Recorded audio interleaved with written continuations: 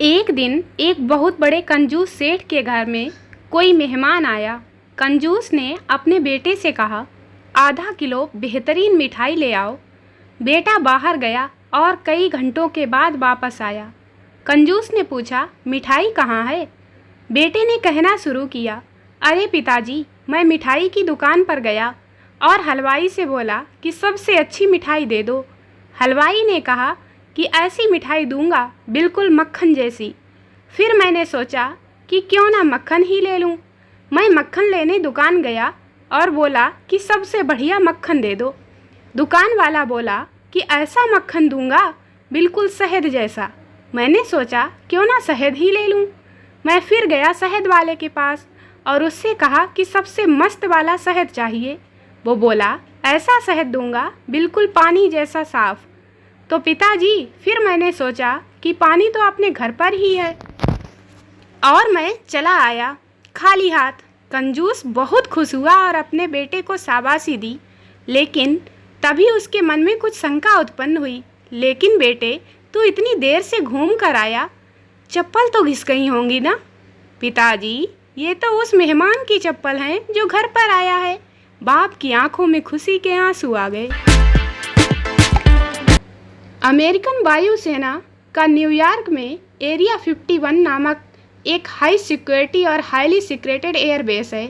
एक दोपहर एक छोटा सा अपरिचित विमान उस एयरबेस पर उतरा। अमेरिकन वायुसेना द्वारा तुरंत विमान के पायलट को गिरफ्त में लिया गया और पूछताछ की गई। पायलट ने बताया कि उसने लास वेगास से उड़ान भरी थी और खो गया और फ्यूल खत्म हो जाने के कारण उसे यहाँ उतरना पड़ा। अमेरिकन वायुसेना द्वारा उस पायलट के बैकग्राउंड की पूरी तहकीकात की गई और सारी तहकीकात के ख़त्म होने तक पूरी रात उसे वहीं रहना पड़ा। अगले दिन वायुसेना के अधिकारियों को विश्वास हो गया कि पायलट सही में खो गया था और इसी कारण इस एयरबेस पर उसे उतरना पड़ा। वह कोई दुश्मन का जासूस नहीं है। उन लोगों ने पायलट के प्लेन में फ्यूल भर दिया और उसे जाने को कहा और साथ ही उसे चेतावनी भी दी कि अगर उसने फिर कभी इस सीक्रेट और हाई सिक्योरिटी एयरबेस पर प्लेन उतारा तो उसे आजीवन कारावास में डाल दिया जाएगा। अगले दिन फिर वही प्लेन उसी एयरबेस पर उतरा। सैनिकों और अधिकारियों ने तुरंत उसे घेरे में ले लिया। इस बार उस प्लेन में 2 लोग थे। प्लेन का वही पायलट तुरंत प्लेन से कूदा और बोला, मेरे साथ आपको जो करना है करो बाप, लेकिन मेरी बीवी जो प्लेन के अंदर है ना, उसे बता दो कि कल रात मैं कहाँ था।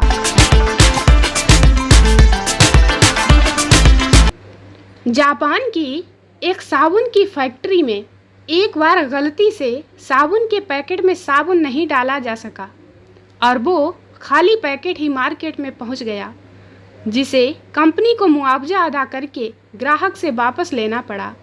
ऐसी गलती दोबारा ना हो, इसलिए कंपनी ने 60 लाख रुपए खर्च करके एक्सरे और स्कैन करने की मशीन लगवाई ताकि हर साबुन के पैकेट की जांच हो सके कि उसमें साबुन की टिकिया है या खाली है। यही गलती एक बार कानपुर दादा नगर की एक साबुन फैक्ट्री में भी हो गई। दोबारा ऐसी गलती ना हो, इसलिए फैक्ट्री के मालिक ने पैकिंग लाइन के आखिर में एक बड़ा सा ऊषा का 600 रुपये का पंखा लगा दिया, जिससे पैकेट खाली होने पर उड़ जाता और भरा होने पर आगे फाइनल पैकिंग को चला जाता। अब धर के चाट लो टेक्नोलॉजी को। जय जुगाड़, जय भारत। कहते हैं पति पत्नी का कार्य क्षेत्र एक नहीं होना चाहिए। पत्नी पायलट थी और पति कंट्रोल टावर इंस्ट्रक्टर।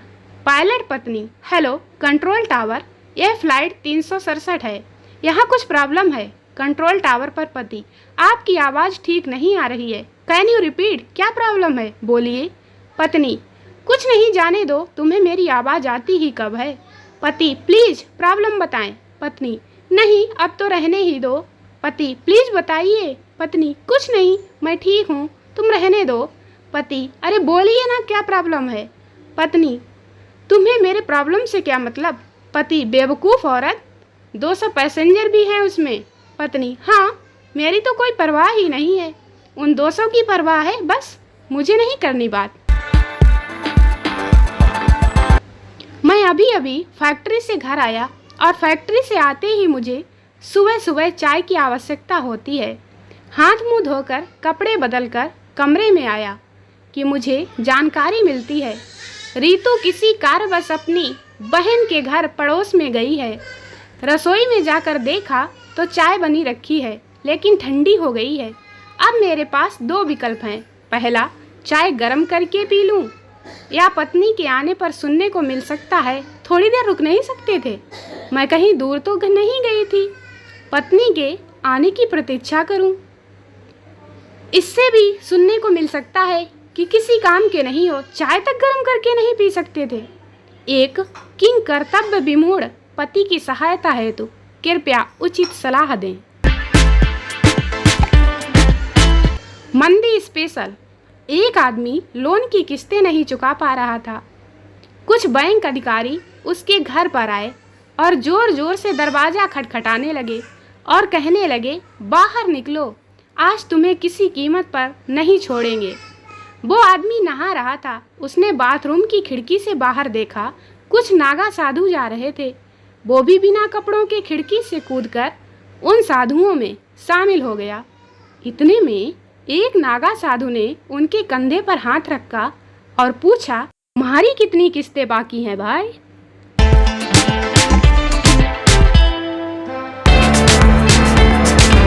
क्या आपको मालूम है कि अफ्रीकन लोगों के काले होने की वजह क्या है? कहते हैं पुराने ज़माने में एक सुल्तान ने शादी का इरादा किया। उसने तमाम शहजादियों को जमा कर उन्हें कुछ बीज के दाने दिए और कहा कि जो 6 माह बाद गुलाब का फूल लेकर आएगी वो मेरी सल्तनत की मल्लिका होगी और मेरी रानी होगी।